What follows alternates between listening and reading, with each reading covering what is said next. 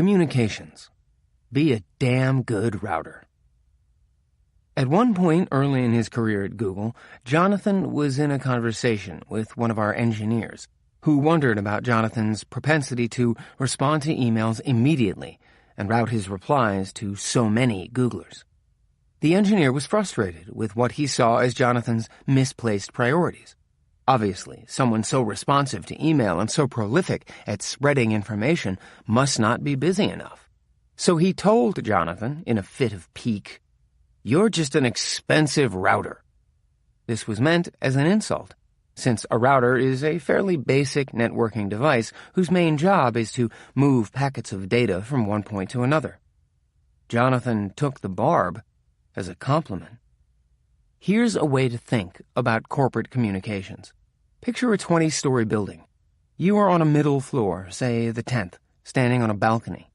The number of people on each floor decreases as you go up. The top floor is occupied by just one person, while the bottom floor, aka the entry level, has hordes of people. Now imagine you are standing out on a balcony when the person above you, let's call her your boss, yells something and drops a few documents. You catch them, being careful not to let them flutter away in the wind, and take them back inside to read. There's some good stuff in there, and you carefully parse out a few bits that you think the people on the 9th floor should see, given the carefully pre-scripted boundaries of their jobs. So you go back out on the balcony and drop a sheet here and a paragraph there to your team below, who consume them as if they were the proverbial cold waters to a thirsty soul. Literally proverbial, as in Proverbs 25:25. As cold waters to a thirsty soul, so is good news from a far country. When they're done, they turn around and perform their own parsing ritual for the benefit of the thirsty people on 8. Meanwhile, up on 11, your boss is starting the process all over again, and up on 20, well, who knows what that guy's doing. This is the traditional model of information flow in most companies. The upper echelons of management gather information and carefully decide which bits to distribute to those that toil beneath them. In this world, information is hoarded as a means of control and power. As the leadership scholars James O'Toole and Warren Bennis note, many business people who rise to positions of power often get there not for their demonstrated teamwork, but for their ability to compete successfully against their colleagues in the executive suite, which only encourages the hoarding of information. We are reminded of the communist apparatchiks of the Soviet Union, who kept all office copiers behind double-locked, steel-plated doors, lest someone use the wonders of xerography to create an unauthorized copy of the 5-year plan for grain production. Most managers still think like those Soviet-era bureaucrats. Their job is to parse information and distribute it sparingly, because obviously you can't trust those young rabble-rousers on the lower floors with the information keys to the company's kingdom. But the Soviet Union collapsed. And while such a parsimonious approach to spreading information may have been successful when people were hired to work, in the Internet century you hire people to think. When Jonathan was in business school, one of his finance professors used to say that money is the lifeblood of any company. This is only partially true. In the Internet century, money is obviously critical, but information is the true lifeblood of the business. Attracting smart creatives and leading them to do amazing things is the key to building a 21st century business. But none of that happens if they aren't flush with information. The most effective leaders today don't hoard information. They share it. Bill Gates in 1999. Power comes not from knowledge kept, but from knowledge shared. A company's values and reward system should reflect that idea. Leadership's purpose is to optimize the flow of information throughout the company, all the time, every day. This is an entirely different skill set. As Jonathan told that engineer on that day several years ago, if all I am is a very expensive router, I intend to be a damn good one. What does that entail? Default to open. set challenging public goals, and regularly fail to achieve them. And when in doubt, talk about your travels. Default to open. Your default mode should be to share everything. Case in point, the Google board report. When Eric was CEO, he started a process that continues today. Every quarter, the team creates an in-depth report on the state of the business to be presented to the board. There is a written section, the board letter, which is crammed with data and insights on the business and the products, and slides with data and charts that the product leads, the senior executives in charge of the various product areas, including search, ads, YouTube, Android, and so on, use to guide the board meeting. Not surprisingly, much of this information is not for public consumption. But after the board meeting, we do something that is surprising.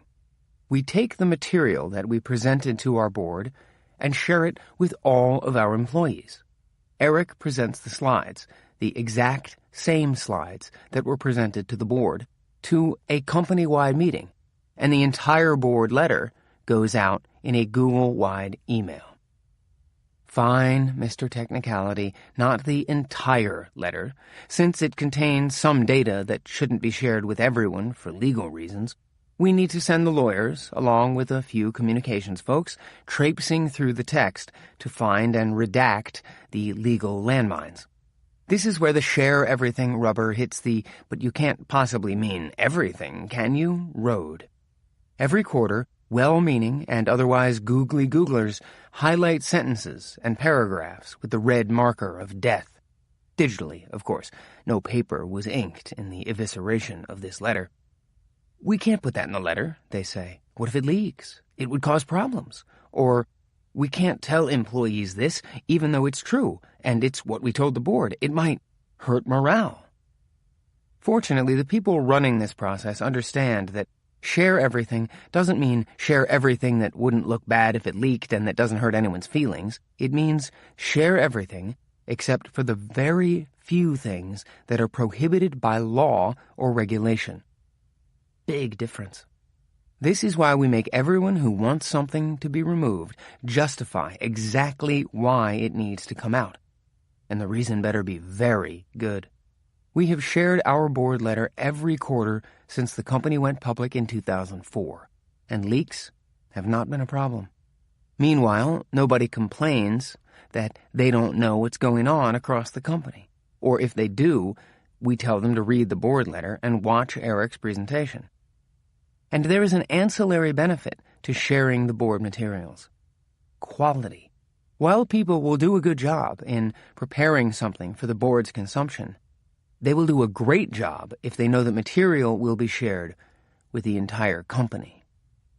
Defaulting to open doesn't just cover board communications. We try to share virtually everything. The company's intranet, MoMA, includes information on just about every upcoming product, for example, and the weekly TGIF meeting usually features presentations by product teams of coming attractions, complete with demos and screenshots of cool things that are under development. Attending TGIF would be like scoring a Willy Wonka golden ticket for those legions of bloggers who love to speculate on what Google will be up to next. Because we put it all out there, sharing stuff that in most companies would stay carefully hidden. Again, no grainy photos of screenshots or herky-jerky videos of demos are leaked, furtively captured from the back row. We trust our employees with all sorts of vital information, and they honor that trust. We have experienced leaks, but never, to the best of our knowledge, from TGIF. We do our best to track down the source of leaks and have a very high success rate. Frequently, leaks come from partners, but when they do come from Googlers, those Googlers get fired. OKRs are another great example of transparency. These are an individual's objectives, the strategic goals to accomplish, and key results, the way in which progress toward that goal is measured. Every employee updates and posts his OKRs company-wide every quarter, making it easy for anyone to quickly find anyone else's priorities. When you meet someone at Google, and want to learn more about what they do, you go on MoMA and read their OKRs. This isn't just a job title and description of the role. It's their first-person account of the stuff they are working on and care about. It's the fastest way to figure out what motivates them. Of course, this starts at the top. Every quarter at Google, Larry, like Eric before him, posts his OKRs and hosts a company-wide meeting to discuss them. All the various product and business leads join him on stage to talk through each OKR and what it means for their teams, and to grade themselves on how they performed against the previous quarter's OKRs. This isn't for show. The OKRs are real objectives, hammered out between the various product leaders at the outset of each quarter.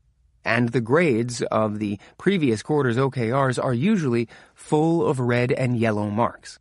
The top leaders of the company candidly discuss where they failed and why. At your company, does the top brass stand up each quarter and talk about the ambitious goals that they didn't achieve? After this meeting, when people go off to create their own OKRs, they have no doubt what the company priorities are for the quarter. This helps maintain alignment across teams, even as the organization scales tremendously. Know the details. John Seeley Brown, the former director of Xerox's Palo Alto Research Center, once said, "The essence of being human involves asking questions, not answering them." Brown made this comment to downplay the significance of IBM's artificially intelligent Watson computer taking on human competitors in the game of Jeopardy, the object of which is to ask questions. What is ironic? Eric likes to put this concept to the test when he walks the halls of Google or of the other companies with which he's involved. When he runs into an exec he hasn't seen in a while, the pleasantries don't last long. After a cordial hello, he'll get to the point. What's going on in your job? What issues do you have? Tell me about that deliverable you owe me. This has a couple of results. It helps Eric keep on top of the details of his business, and it helps him know which of his executives are on top of the details of their business. If someone is in charge of a business and can't rattle off the key issues she faces in a matter of 10 seconds, then she's not up to the job. A hands-off approach to leadership doesn't cut it anymore. You need to know the details. Eric tends to remember everything and knows the deliverables people owe him, so the approach works well for him. Jonathan's not quite in Eric's league memory-wise, so he keeps the things that people owe him in the notes field of their contact on his phone. Then, if he runs into that person, he takes a moment and brings up the list so he can query them on their progress. Even when you ask the right questions, the true details can be hard to get. One day early in Eric's tenure at Google, Larry and Sergey were upset about some problems in engineering and how some of the leaders were handling them. Eric listened to them talk about it for a while, then interjected, "Well, I've talked to them and I'll tell you what they're doing." He then went on to describe what he believed was happening with that particular team. Larry listened for a few sentences and then interrupted. "That's not what they're doing. Here's what they're doing." Larry listed some things, and Eric quickly realized that Larry was right. Eric had details, but Larry had the truth. The forest always trumps the trees. How had this happened? Eric was listening to the managers, who were doing their old-school best to control the flow of information upward. The regurgitation and parsing technique works both ways, as any red-blooded middle manager worth his weight in plausible deniability knows full well. But Larry was listening to the engineers, not directly, but via a smart little tool he had implemented called snippets. Snippets are like weekly status reports that cover a person's most important activities for a week, but in a short, pithy format, so they can be written in just a few minutes or compiled in a doc or draft email as the week goes on. There's no set format, but a good set of snippets includes the most important activities and achievements of the week and quickly conveys what the person is working on right now, from cryptic, SMB framework, 10% list, to mundane, completed quarterly performance reviews, started family vacation. Like OKRs, they are shared with everyone. Snippets are posted on Momo, where anyone can see anyone else's, and for years, Larry received a weekly compendium of the snippets from engineering and product leads. That way, he always could get at the truth. Speaking of which, it must be safe to tell the truth. Jonathan once took a history class in college that he knew was a favorite of the school's football players. When the time came to present his research project for the semester, he remembered that the kids in the class, most of whom actually knew something about history, had been challenged by the instructor to ask difficult questions of their peers, not out of spite, but to boost the class participation portion of their grade. Jonathan did not relish the idea of standing before a bunch of grade-hungry history majors intent on skewering a wayward econ geek, so he devised a plan. He wrote his own questions and distributed them to the football players, who were also eager to improve their class participation score. The quarterbacks and safeties lobbed their softballs, Jonathan knocked them out of the park, and everyone went home happy, except for you English majors cringing at our mixed sports metaphor. Sometimes it seems like Jonathan's questionable techniques have found their way to the business world. People are afraid to ask their leaders the tough questions, so they serve up softballs instead. This doesn't just apply to questions. It is one of the most universal of human truths. No one wants to be the bearer of bad news. Yet as a leader, it is precisely the bad news that you most need to hear. Good news will be just as good tomorrow, but bad news will be worse. That's why you must make it safe to ask the tough questions and to tell the truth at all times, even when the truth hurts. When you learn of something going off the rails, and the news is delivered in a timely, forthright fashion, this means, in its own screwed-up way, that the process is working. Canaries are dying in the coal mine, but at least you are aware of the avian carnage, and the poor guy who brought their sad yellow corpses up into the light knows he won't be thrown back down the shaft. There are a few things we can recommend to make it easier to speak bad truth to power. After a product or key feature launches, we ask teams to conduct post-mortem sessions, where everyone gets together to discuss what went right and what went wrong. We then post the findings for everyone to see. The most important result of all these postmortems is the process itself. Never skip a chance to promote open, transparent, honest communications. Another example is TGIF. The weekly company-wide meeting that Larry and Sergey host has always featured a no-holds-barred Q&A session. But as the company grew, this got harder and harder to manage, so we developed a system called Dory. People who can't or don't want to ask a question in person can submit it to Dory, named after the memory-challenged fish in Finding Nemo, though, like Dory herself, we can't recall why. And when they do, others get to vote on whether it's a good question or not. The more thumbs-up votes a question receives, the higher it goes in the queue. And the tougher questions tend to get a lot of thumbs up.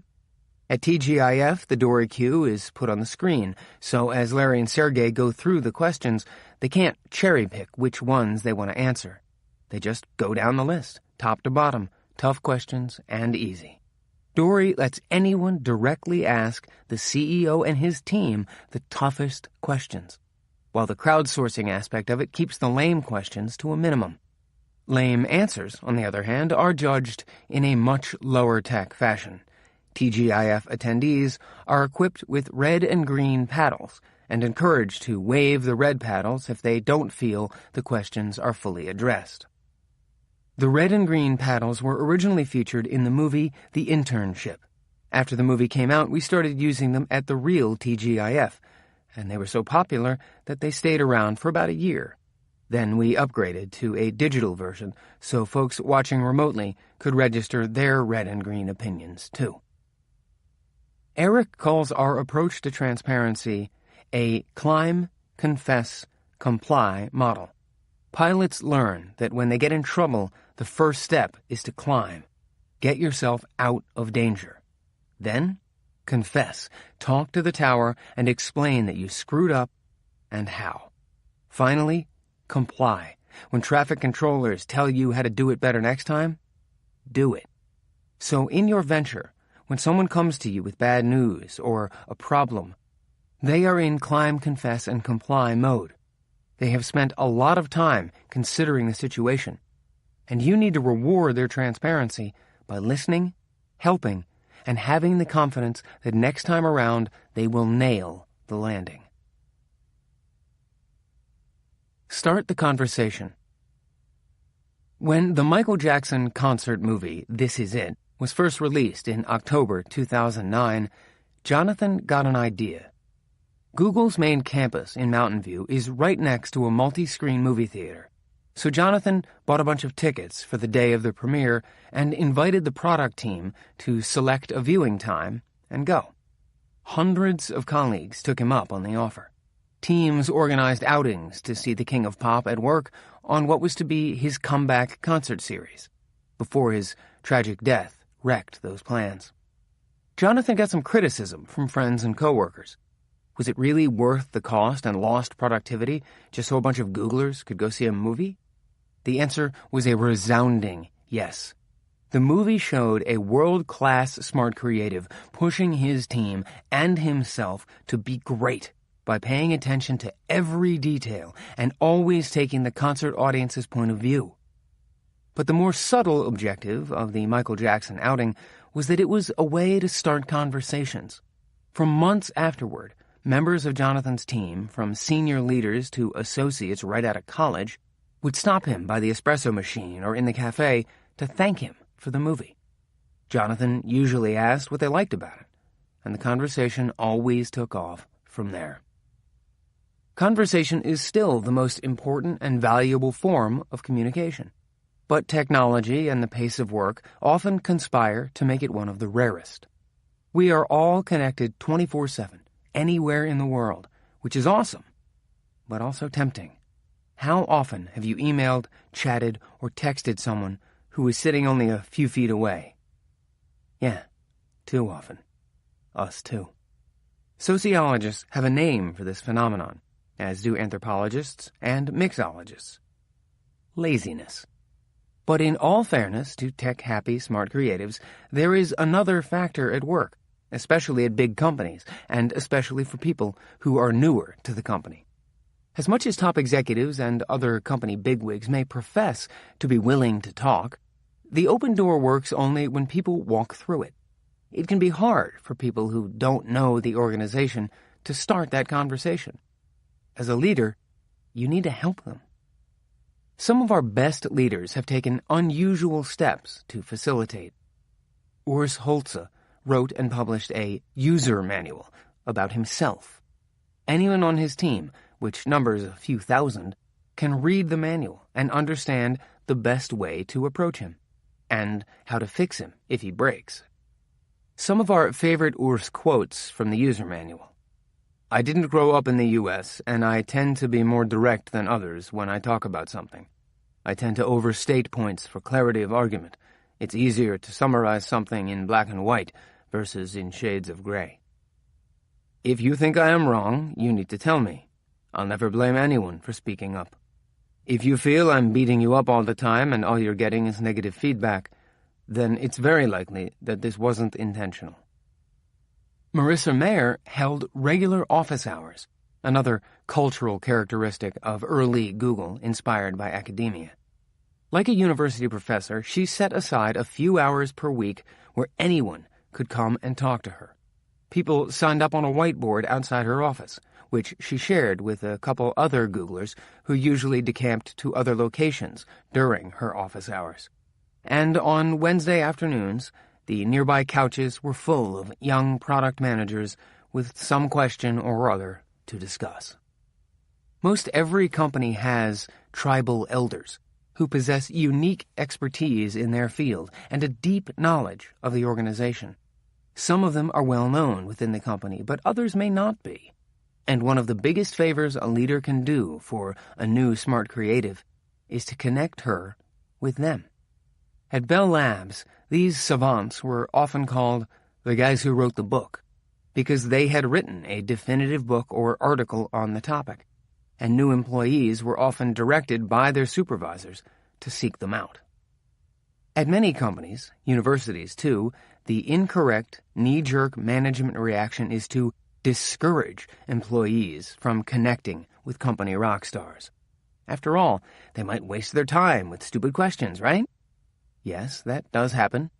But it turns out that most rock stars have very little patience for people wasting their time, and they make doing so a very unpleasant experience.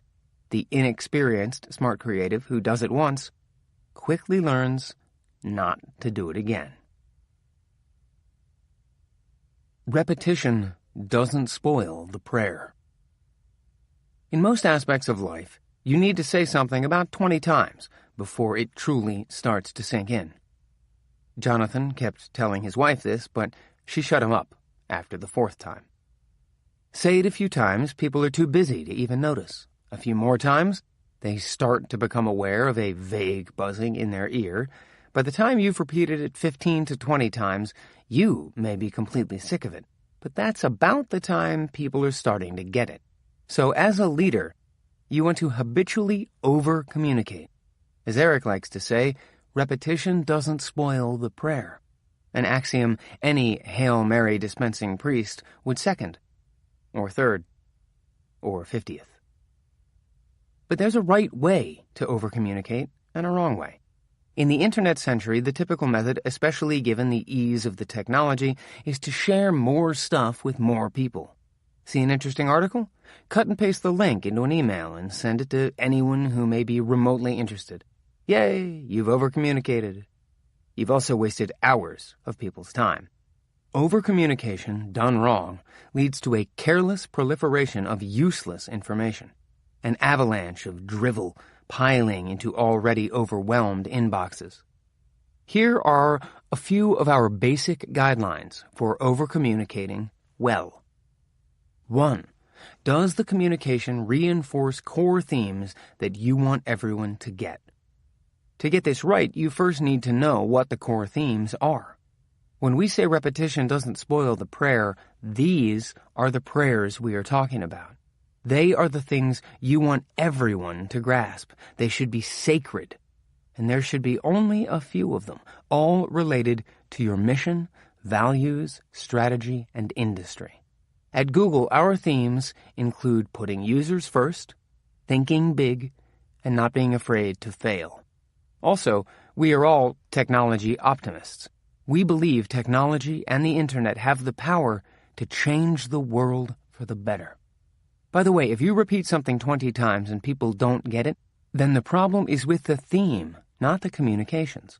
If you stand up at your company's all-hands meeting every week and reiterate your strategy and plan, and people still don't understand or believe in it, then it's the plan that's flawed, not the method of delivering it. 2. Is the communication effective? To get this right, you need to have something fresh to say. When we say repetition doesn't spoil the prayer, we don't quite mean it literally. This isn't the Pledge of Allegiance, to be pounded verbatim into schoolchildren's heads until the words are branded on the brain and the meaning has evaporated. Sometimes the presentation of the idea has to be varied to grab or re-grab attention. For example, Eric's periodic memos to Googlers almost always made the point to focus on the user. To make it fresh, in one of his notes, Eric pointed out that users are getting more sophisticated, as proven by the fact that search query length was increasing nearly 5% annually. This was a new and interesting stat that most Googlers didn't know. It took a venerable theme and made it relevant. 3. Is the communication interesting, fun, or inspirational? Most management teams are not curious. They are focused on doing the job at hand and tend to keep their communications equally businesslike. Smart creatives, though, have a wide array of interests. So if you come across an article that is insightful or interesting and somehow relates to a core theme you have been communicating, go ahead and share it. Make it relevant to the team by picking a highlight or arguing a point. People will like it when you take off the blinders and talk about a wider variety of things. They want to be curious. A few years ago, Jonathan spotted an article by journalist and founding Wired editor Kevin Kelly called "Was Moore's Law Inevitable?", which explored the history of Moore's Law and predicted that its next iteration was inevitable. He sent a link to the article to his team with a short summary and a couple of simple questions. Do you think the next iteration of Moore's Law is inevitable? How much longer before the current one runs its course? Given Kelly's conclusions, is there anything Google should do differently? The email kicked off a spirited debate, a conversation that lasted a week. The subject of the future of Moore's Law had no direct bearing on our business or on the jobs of the people who got involved in the discussion, but it was consistent with Google's broader strategy to bet on the future of technology. 4. Is the communication authentic? If it has your name on it, it should have your thoughts in it. Effective communication cannot be 100% outsourced. Yes, you can have people help you make the words pretty, but the thoughts, ideas, and experiences need to be yours. The more authentic, the better. When Eric toured Iraq in late 2009, he wrote a short, thoughtful analysis of his trip with his observations about what was and wasn't working there. His note had nothing to do with our employees as Googlers, but it had everything to do with them as citizens of the world, and it quickly circulated throughout the company. On a much lighter note, Jonathan often entertained his team with video clips of his daughter's stellar exploits on the soccer field. Whether you are traveling to war zones or bursting with parental pride, don't be afraid to tell your story. 5. Is the communication going to the right people? The problem with email is that it's too easy to add recipients. Not sure if someone should get something? What the hell? Add them. Or, better yet, just send it to the team distribution list. But a good communication goes only to the people who will find it useful. Choosing this list takes time, but the investment of a few seconds can have a big payoff. When you avoid distribution lists and instead actually pick the right people for the note, they are more likely to read it. Think about it from the other end. Which email are you more likely to read, the note to a distribution list or the one to you? It's like the difference between junk mail and a hand-addressed card. 6. Are you using the right media? Say yes to all forms of communication. People assimilate information in all sorts of ways, so what works for some people won't work for others. If the message is important, use all the tools at your disposal to get it across. Email, video, social networks, meetings, and video conferences, even flyers or posters taped to the wall in the kitchen or cafe. Learn which methods work to connect with your colleagues, and then use them. 7. Tell the truth, be humble, and bank goodwill for a rainy day. Smart creatives don't have to work for you. They have plenty of options. Setting a constant tone of truth and humility creates a store of goodwill and loyalty among the team. Then, when you screw up, communicate that story with truth and humility, too. You may draw down that balance of goodwill, but not completely. How was London? Most business people go to staff meetings. You have probably lived through hundreds of them, so you already know what their agenda is.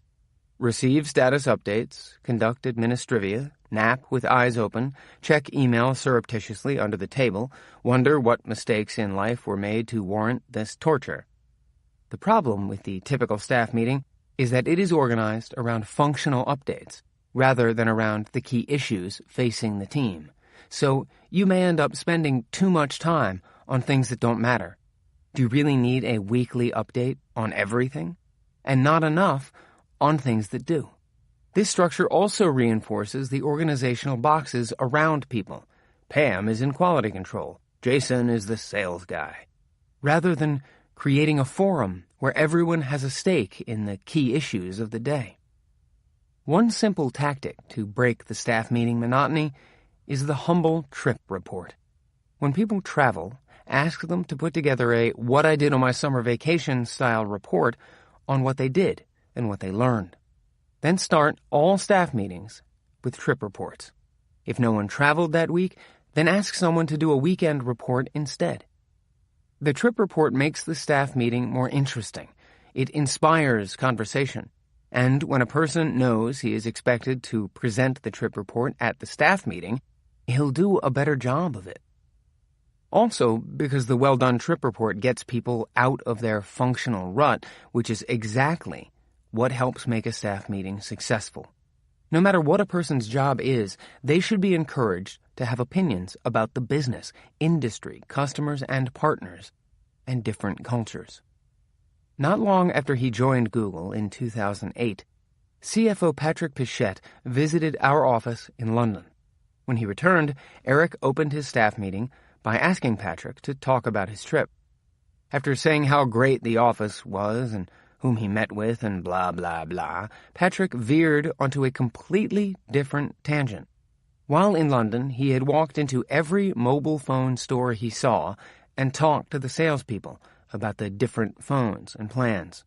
So in his trip report, he gave the executive team at Google an impromptu update on how our new mobile operating system, Android, and our slew of mobile apps were doing at the ground level. This had nothing to do with finance. Patrick didn't assume he could offer observations only within his own jurisdiction. And it set the expectation that anyone could and should have insights across the entire business. Review yourself. One of Eric's most basic rules is sort of a golden rule for management. Make sure you would work for yourself.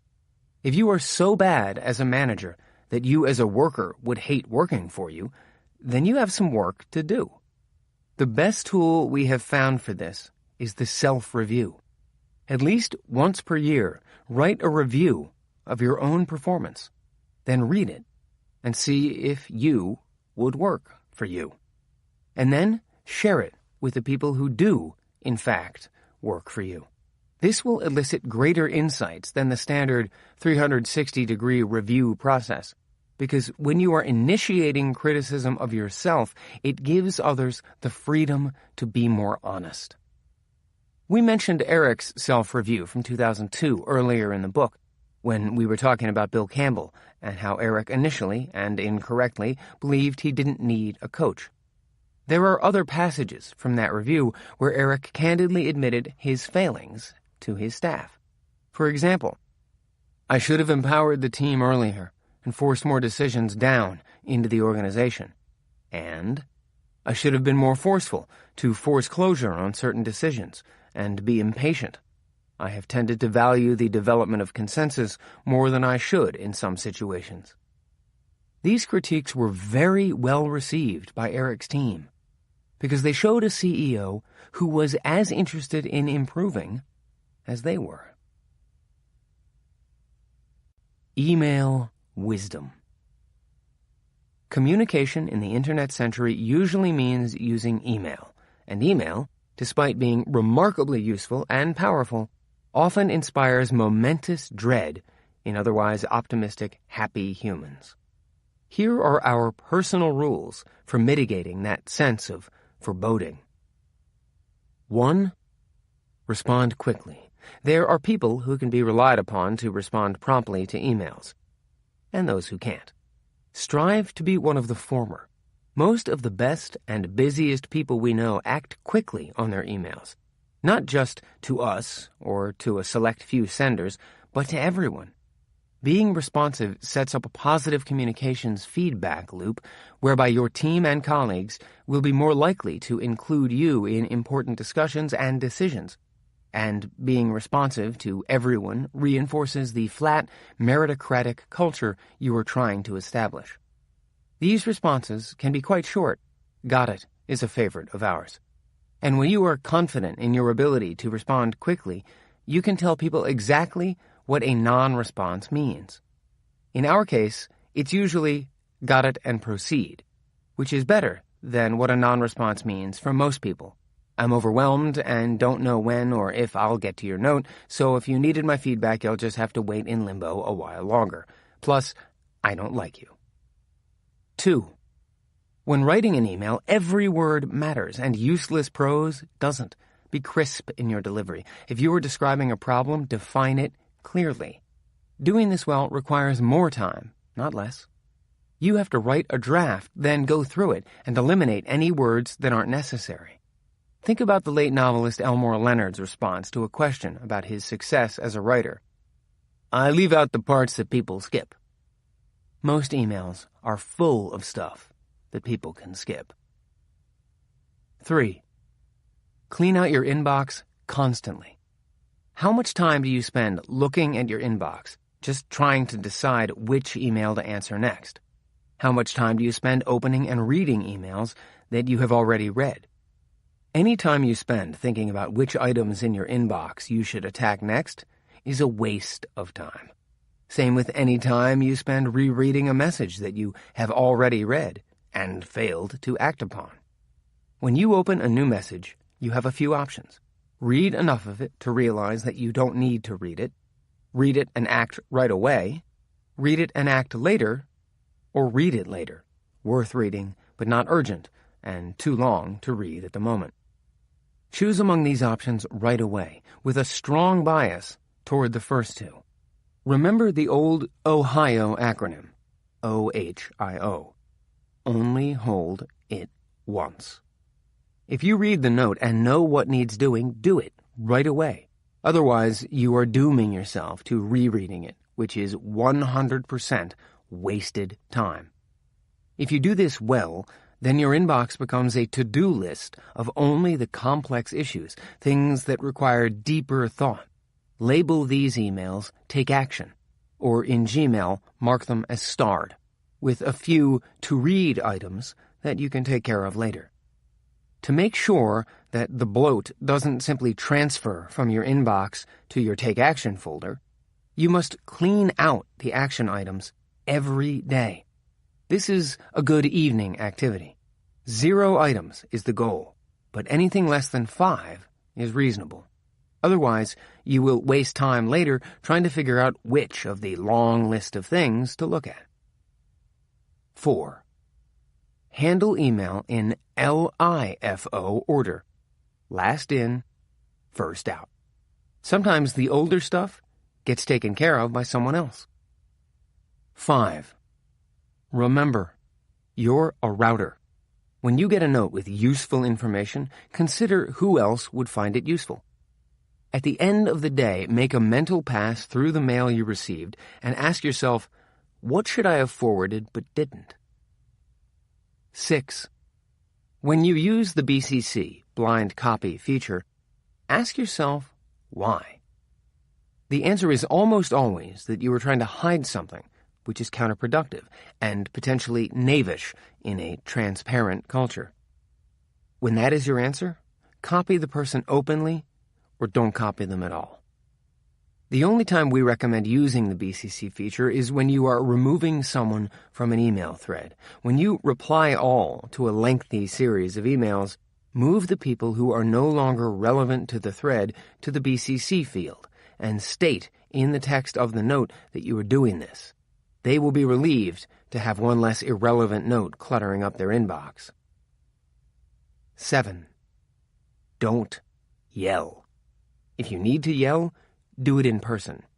It is far too easy to do it electronically. 8. Make it easy to follow up on requests. When you send a note to someone with an action item that you want to track, copy yourself, then label the note Follow Up. That makes it easy to find and follow up on the things that haven't been done. Just resend the original note with a new intro asking, is this done? 9.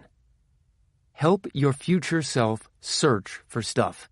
If you get something you think you may want to recall later, forward it to yourself along with a few keywords that describe its content.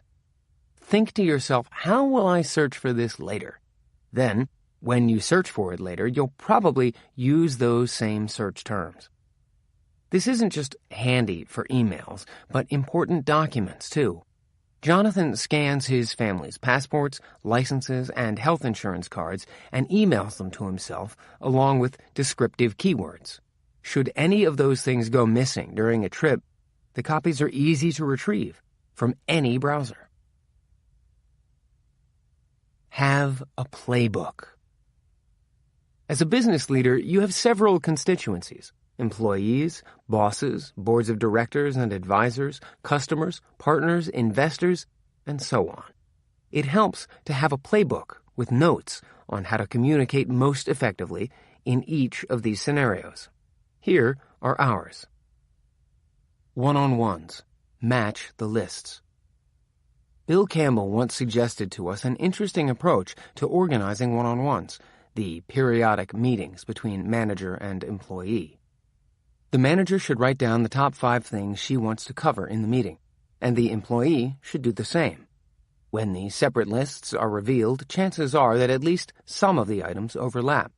The mutual objective of any one-on-one meeting should be to solve problems, and if a manager and employee can't independently identify the same top problems that they should solve together, there are even bigger problems afoot. Bill also suggests a nice format for one-on-ones, which we have adopted with good results. 1. Performance on job requirements. A. Could be sales figures. B. Could be product delivery or product milestones. C. Could be customer feedback or product quality. D. Could be budget numbers. 2. Relationship with peer groups, critical for company integration and cohesiveness. A. Product and engineering. B. Marketing and product. C. Sales and engineering. 3. Management/leadership. A. Are you guiding/coaching your people? B. Are you weeding out the bad ones? C. Are you working hard at hiring? D. Are you able to get your people to do heroic things? 4. Innovation. Best practices. A. Are you constantly moving ahead, thinking about how to continually get better? B. Are you constantly evaluating new technologies, new products, new practices? C. Do you measure yourself versus the best in the industry/world? Board meetings. Noses in, fingers out. The goals of a board meeting are harmony, transparency, and advice. You want to exit the meeting with the board's support of your strategy and tactics. You need to be completely transparent in everything you communicate.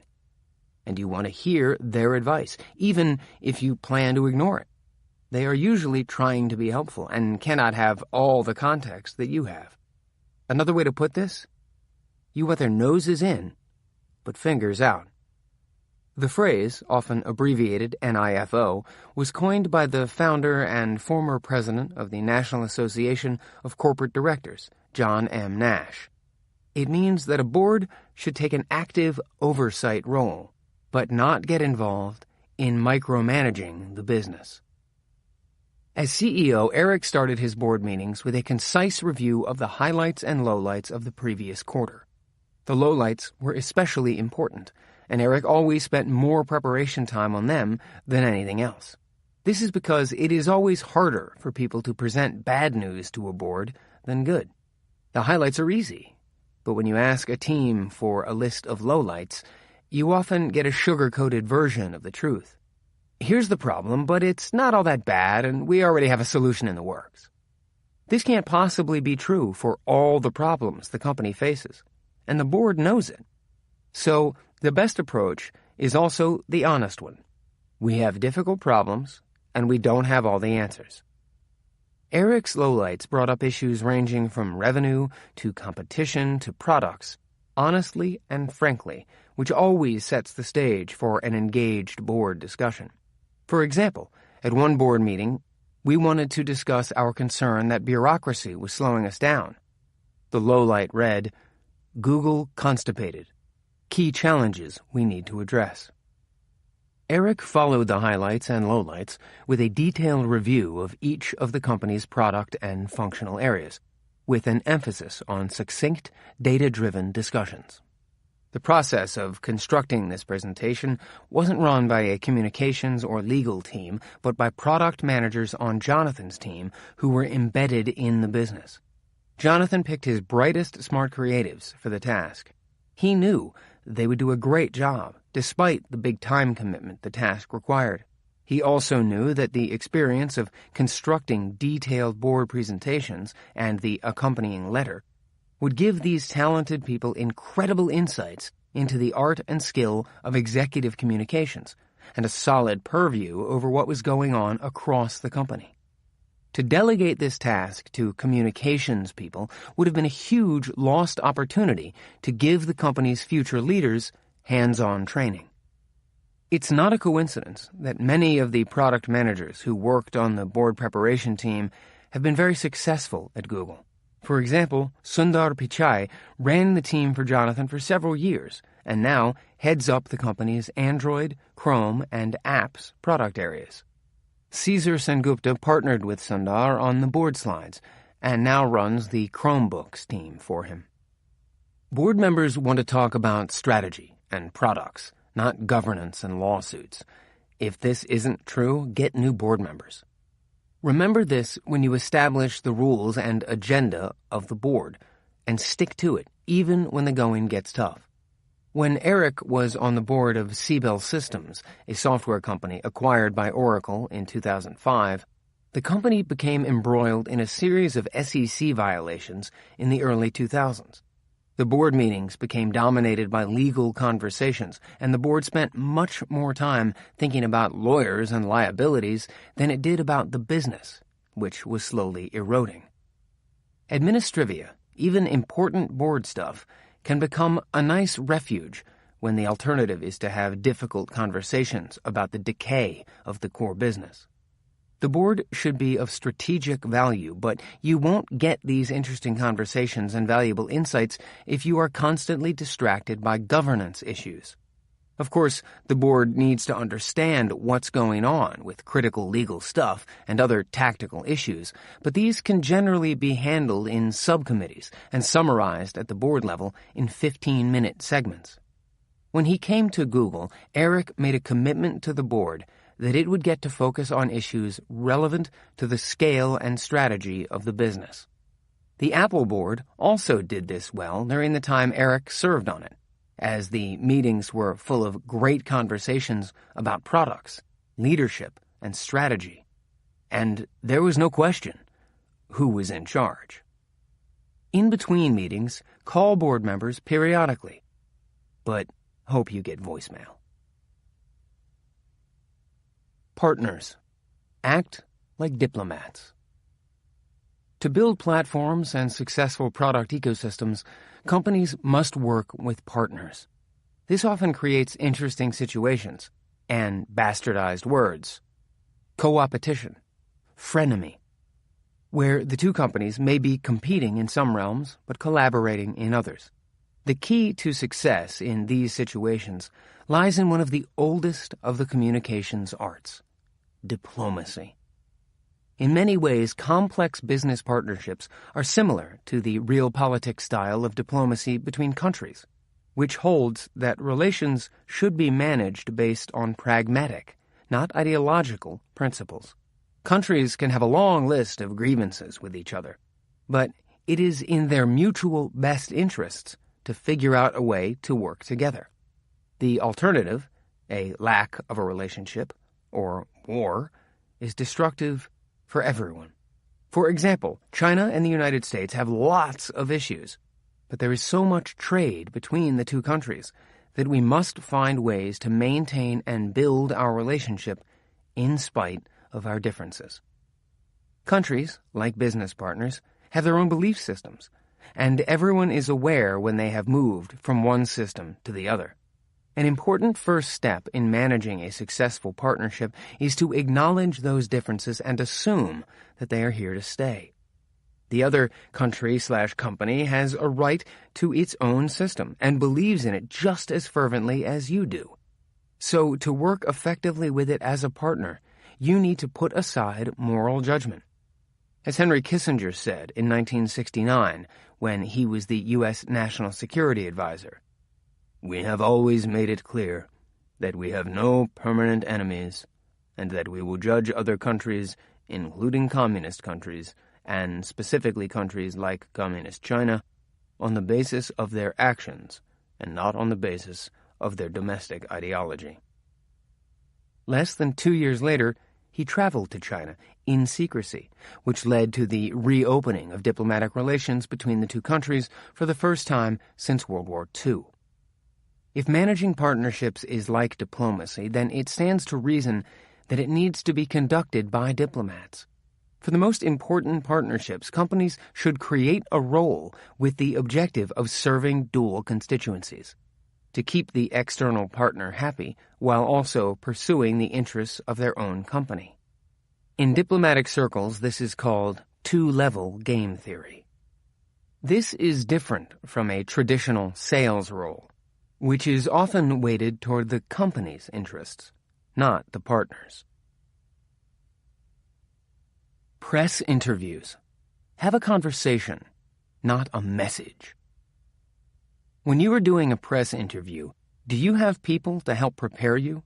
If so, do they give you a document of frequently asked questions, FAQs, that includes all the questions that the pesky journalist might ask and a carefully scripted set of sanitized responses that are designed to stick as closely as possible to the messaging themes of the launch? When said helpful person gives you said FAQs, do you ever look at them and say to yourself, "That's exactly what I would say"? Because if you do, you are probably made out of a silicon-titanium alloy.